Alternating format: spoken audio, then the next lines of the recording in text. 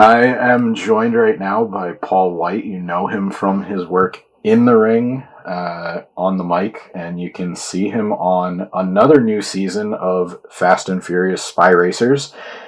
Season 5's coming out August 13th.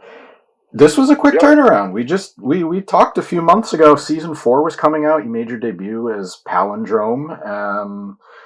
Talk about the turnaround. Like, what's it like getting another shot at playing this character and having, another shot at being part of the Fast family?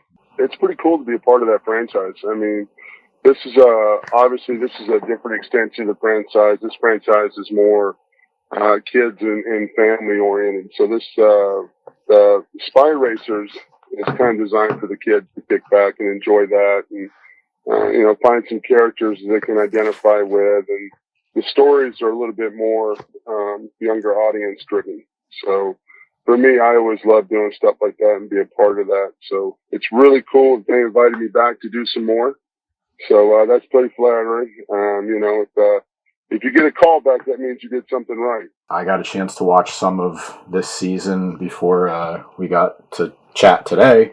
Last season, It seemed like you came in as a mysterious character and maybe had a little bit of a babyface turn at the end. What can people expect from season 5 this time, from you and just the show in general?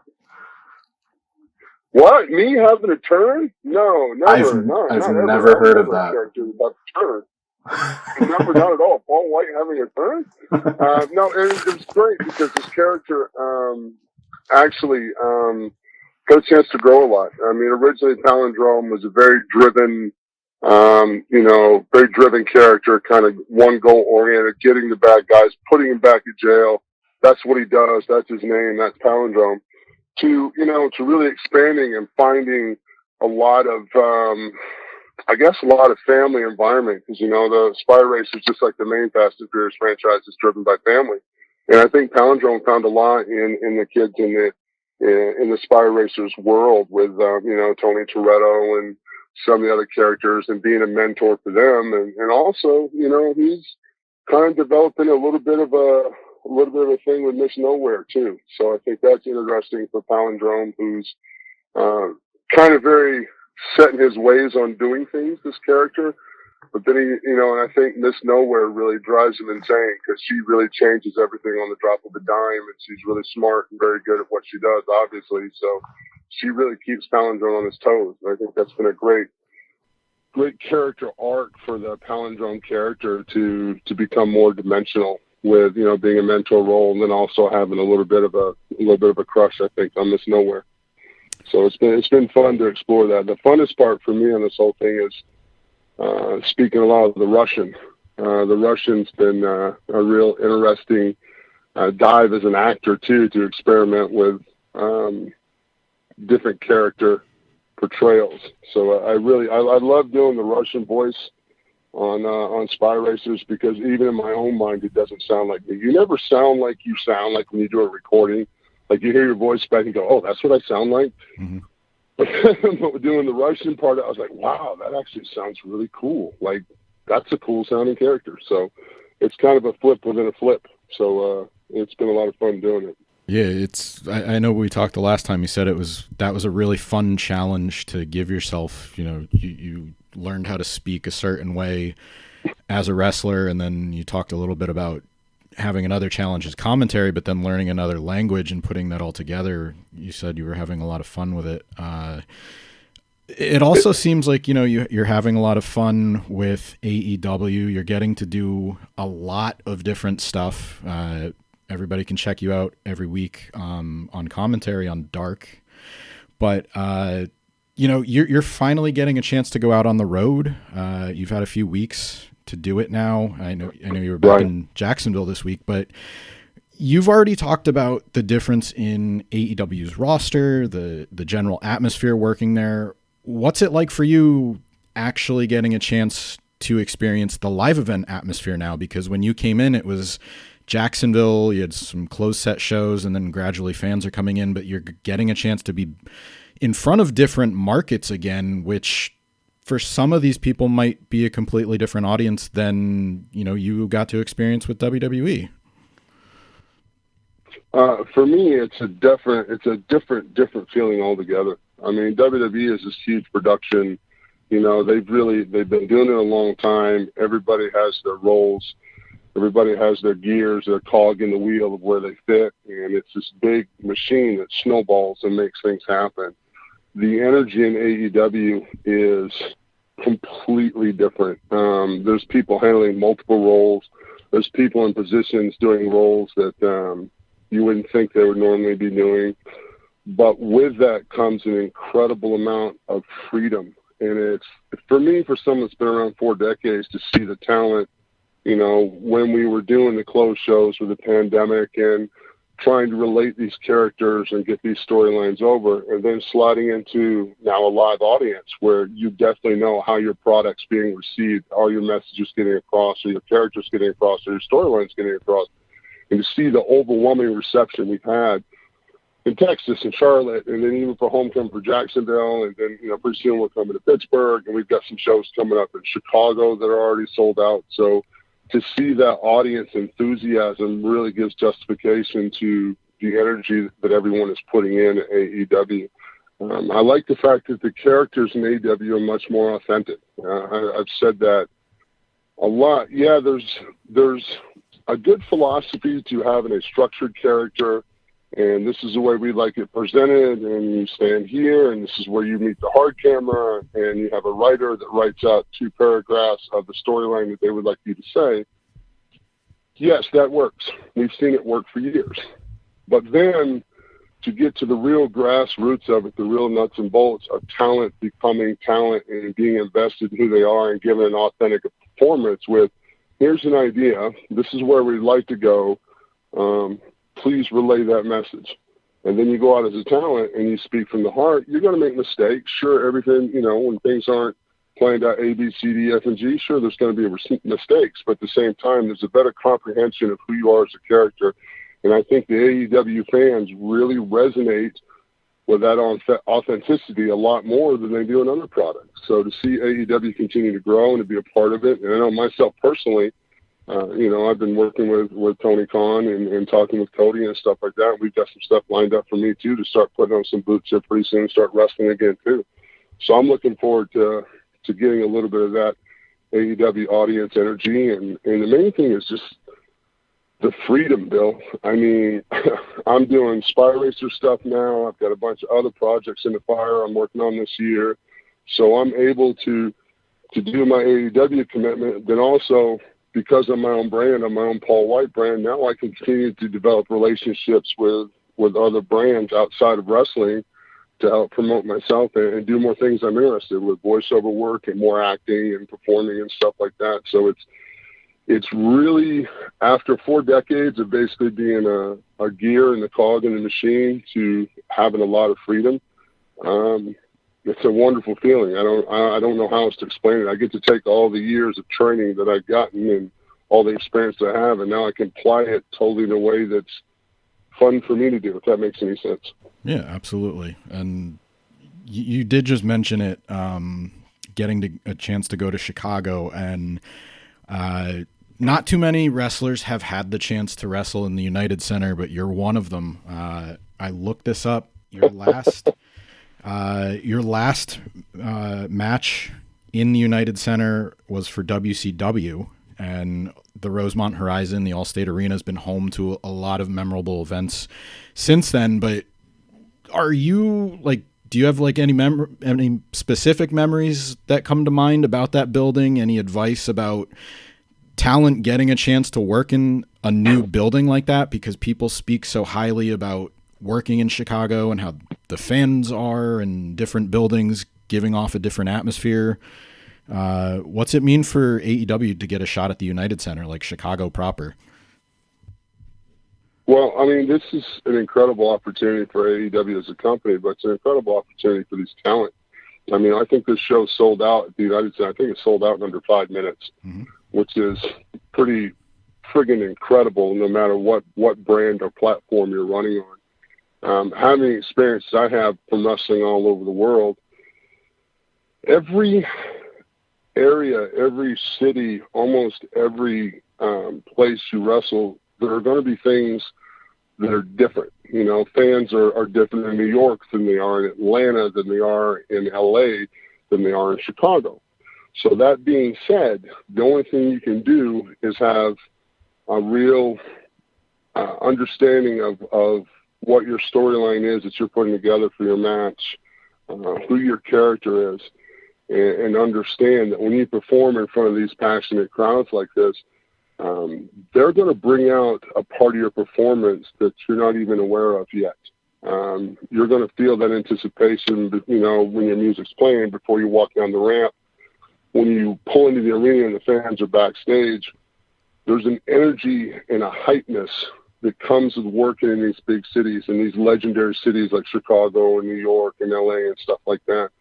So you want to take that energy and use it to your advantage. And this is going to be an incredible experience for a lot of our talent. A lot of our talent has yet to experience a crowd of that magnitude to perform in front of.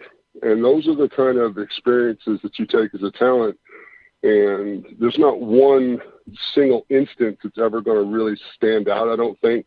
But over years and experience, all those situations add up, and they build confidence in you, they build confidence in your character, and you build that relationship with the audience. So having the opportunity to work in the United Center on an AEW card for our younger talent, these are going to be those moments that they're not ever going to forget.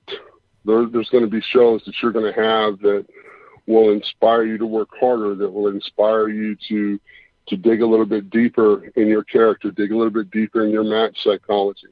And, you know, I explain to younger kids all the time that out of all the billions of people on this planet, you know, you have worked hard, paid dues, made sacrifices, gotten lucky breaks, gotten opportunities, and there's probably only, let's be serious, there's probably really only 100 out of all the billions of people on this planet, there's probably really only 100 talents, male and female, that are featured every week on major television networks that actually really move professional wrestling today. Needle movers, people talk about their storylines, people talk about their characters. And that unique opportunity is something that you don't sit back on your butt now and say, oh, I made it, I'm here. No, now's the time when you keep working hard and you apply yourself more, because this is the moments that define your career. These are the moments that make your character. These are the moments in time to help forge your destiny. So for me, I'm super excited to see where a lot of our talent that have worked so hard for so many years to have great relationships with the fans to now get to work in a bigger scale with bigger sold out crowds, with crowds that are enthused about your product, people that are excited about the AEW product. So for me, a guy that's kind of seen it all and done it all, I'm excited for the younger generation to really take that in and embrace it. And then, you know, years down the road, they can have old war stories like I have. So there you go. One other first they're going to get a chance to do, New York City, Arthur Ashe Stadium's coming up. That right. is such a unique venue. The closest I've ever been is I've been to a Mets game next door, but I'm hoping to get out there for the event in September. But there was also a promo that went out. You and Mark Henry, you teased maybe getting in the ring for that event, and you mentioned it on our call just now. But there was a promo photo with you wearing a singlet when Tony Khan was profiled in Forbes.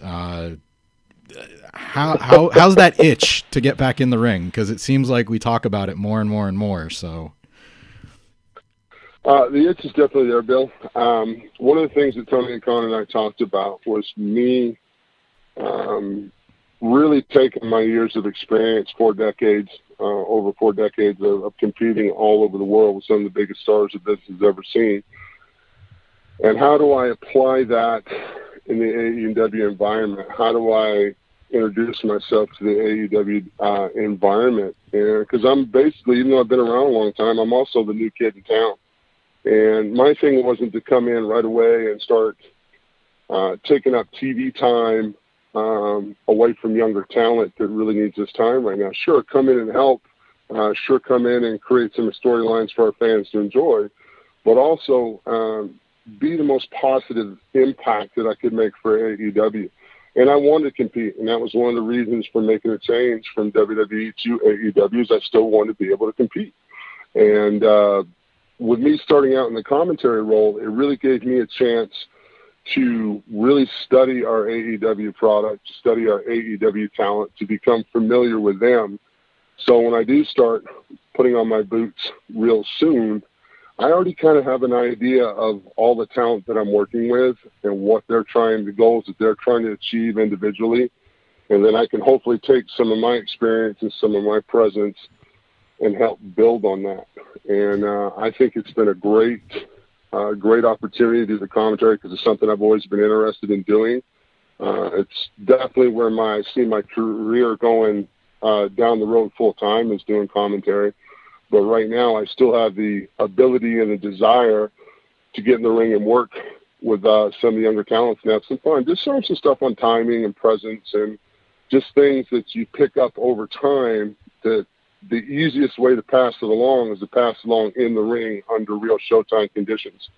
So for me, I'm definitely looking forward to now that I built that relationship, I think, with some of the guys and gals backstage, that they know that I am there to help, that I'm not just coming in and taking up a lot of cash and a lot of TV time. I'm coming in there to help make the product better. I think we're going to have a lot more fun here in the next few weeks, real soon. So right now, I mean, I have, believe it or not, at 49 years old, I have zero complaints in the world. I mean, I'm working for a great company. I'm working for a boss that doesn't micromanage me, and I get a chance to be part of a huge Fast and Furious franchise with Spy Racer. That's going great with Netflix and a lot more opportunities kicking up. So, everything in life happens for a reason. So you move forward and you make positive choices, and hopefully you get positive outcomes. So right now everything's to steal a Fast and Furious term, everything's firing on all cylinders. So there you go. All right. The reason I asked was that photo, you showed off some ring gear in there, and it was kind of like people were like, all right, yeah, that's a great profile. And oh wait, is that Paul in there? Like, is that his ring gear? So, I memean, is that what you're going to wear for your eventual debut? It's funny. I've changed my ring gear 3 times since then, Bill. Okay. All right. I'm trying. This is the first time, and I don't know how many years where I kind of get to reinvent myself a little bit. Trying to find updated gear that's not so much retro, the same gear that we've seen me in for years and years and years. Stuff that's more appealing for toy manufacturing, for merchandising and branding. Trying to experience all that and just finding a new look that encompasses who Paul Wight is. So it's a discovery process right now. I've changed my gear twice since that picture. I'm driving the photo guys nuts at AEW because I kind of find something, I like it, and change my mind. So this is the first time in, I don't know, I guess back to Dungeon of Doom, since I've had the chance to really figure out, this is what I'm going to look like. This is how I'm going to perform. This is what I'll be comfortable in performing in. So, we're still experimenting and still having fun with it. I think I've got it narrowed down now. So we've got some good options out there for a different look. So, we want new merchandise that doesn't look like the old Big Show character. We want a new look that doesn't look like the old Big Show character. So, or the old Giant character. So hopefully this new look will breathe in a little bit of life and let everyone know that though it's the same person on the inside, there's a lot of new things. There's a new paint job, so we're ready to rock and roll. There you go. Yeah. I was going to say, if you can't figure it out, you could always wear your Hot Boy summer shirt, but it sounds like you have a solid plan going. My Hot Boy summer shirt, well, it's funny. The Hot Boy summer shirt all came up with Nemeth and Ryan and those guys, and I like what they do for setting themselves apart, their characters and their goofiness, and the whole thing with that was we were playing cards because I like to play a lot of cards, and I said, I tell you what, if you guys win, I'll wear your damn T-shirt on Elevation. So. Now, as soon as I say that, then my hands started going downhill real fast. So, whether Pretty Peter is a side card shark dealer who started dealing me some pretty bad hands, I don't know. But man of my word, I wore the shirt. So there you go. The only way my gear would change anymore is if we can get the rights to Captain Insano. Then I will bust out the full Captain Insano gear at some point. So. We're still working on that, playing with that down the road. So there you go. Hold your breath, but Captain Insano might make an appearance in AEW soon, brother. Something to look forward to, but what the story you just shared is another way that you're helping give back to today's stars, even just by putting them over like that. So, I look forward to seeing what you have planned for yourself in AEW, whether it's in the ring or on the mic. You guys can check Paul out every week on AEW Dark Elevation. And you can check him out starting August 13th. It's Fast and Furious Spy Racer's new season. He plays Palindrome, so plenty of opportunities to get to know him and wait and see what he has next. Yeah, you got to check Palindrome out. He's got a beautiful, luxurious head of hair. So absolutely, big kudos to the art guys on Fast and Furious Spy Racers.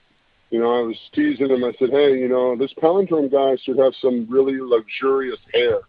And they went above and beyond to make one of the coolest animation series out there for the technology that they put into it. And I got to say that Palindrome has beautiful, beautiful hair. Like, Palindrome should have his own shampoo endorsement. His hair is so good.